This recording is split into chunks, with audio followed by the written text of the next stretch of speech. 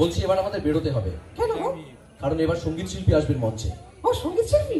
একদম, এবার সঙ্গীত শিল্পী মঞ্চে আসবেন, আমাদেরকে বিদায় নিতে হবে। কিন্তু তার আগে আমি এসছি একটু গান টান করবো না? গান করবি তুই?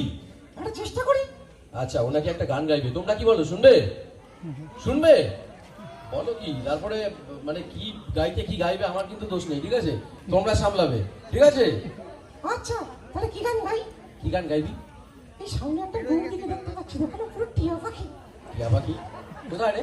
আর একদম সামনে 3 নম্বর লাইনে, সবুজ শাড়ি, সবুজ শাড়ি, গোলাপি ঠোঁট, এই সরি গোলাপি ব্লাউজ। গোলাপি ব্লাউজ, কি আছেন এরকম সবুজ শাড়ি পরে? ও আচ্ছা, ওখানে হ্যাঁ মুখ নিচু করে রয়েছে।